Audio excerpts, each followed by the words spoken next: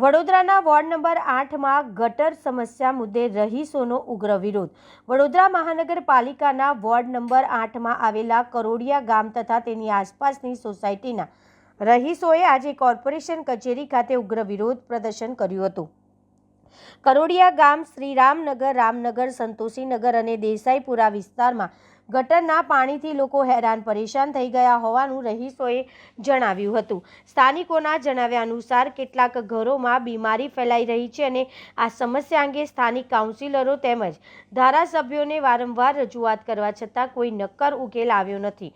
રહીશોએ આક્ષેપ કર્યો હતો કે નેતાઓ માત્ર ચૂંટણી સમયે મત માંગવા માટે આવે છે અને બાદમાં વચનો ભૂલી જાય છે। એક તરફ વડોદરાને સ્માર્ટ સિટી બનાવવાની વાતો કરવામાં આવે છે અને નાગરિકો પાસેથી પૂરો વેરો વસૂલવામાં આવે છે, ત્યારે બીજી તરફ પાયાની સુવિધાઓના નામે ગંદકી અને દુર્ગંધ સિવાય કંઈ મળતું નથી તેવી નારાજગી સ્થાનિકોએ વ્યક્ત કરી હતી।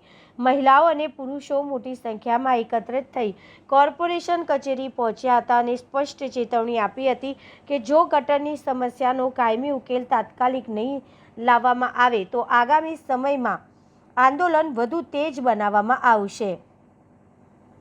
અમે કરોડિયા દેસાઈપરામાં રહીએ છીએ। અત્યારે અમારે ગટરનો પ્રોબ્લેમ છે। અત્યારે ગટર અમારે આવી નથી। અત્યાર સુધીમાં પાણીની ગંદકી થાય છે, બાળકો બહાર રમવા નીકળે તો પડી જાય છે, અથવા છોકરાઓની સગાઈઓ પણ આવે છે ને તો ગટરના પાણી, ઢોરાયેલા પાણી જોઈને સગાઈ બી પાછી જતી રહે છે।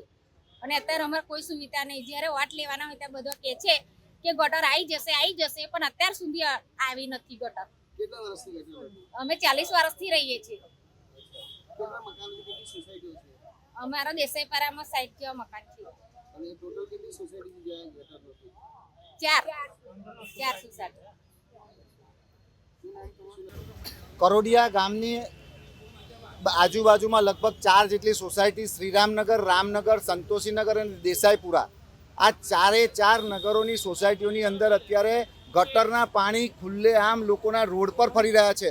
છેલ્લા એક વર્ષથી આ પરિસ્થિતિ છે। ત્યારે એક બાજુ વડોદરા મહાનગરપાલિકા સ્માર્ટ સિટીની જાહેરાત કરે, મોટી સ્માર્ટ સિટીની જાહેરાતથી આ જ્યારે ઓજી વિસ્તારના 7 ગામડાઓ લેવામાં આવ્યા ત્યારે પણ મોટી જાહેરાતો કરી ધારાસભ્યોએ આવા ગામોને દત્તક લીધા હતા। પણ આજે પણ તમે જુઓ કે નથી કોઈ ધારાસભ્ય ત્યાં જોવામાં આવતું કે નથી કોઈ જગ્યાએ ત્યાં કોર્પોરેટર જોવામાં આવતું। અને આજે ત્યાંની પરિસ્થિતિ એટલી બધી વિકટ થઈ ગઈ છે કે નાના બાળકોને ઘરની બહાર નીકળવું મુશ્કેલ થઈ ગયું છે। જો કોઈ વ્યક્તિ જાય તો બાઇક સ્લીપ થઈ જાય અને પડે, વાગે એવી પરિસ્થિતિ છે। આજે ગંદકીનું ફૂલ સામ્રાજ્ય છે। ત્યારે આજે અહીંની મહિલાઓ દ્વારા માનનીય કમિશનર સાહેબને વિરોધ કરવા માટે અમારે આવવું પડ્યું છે।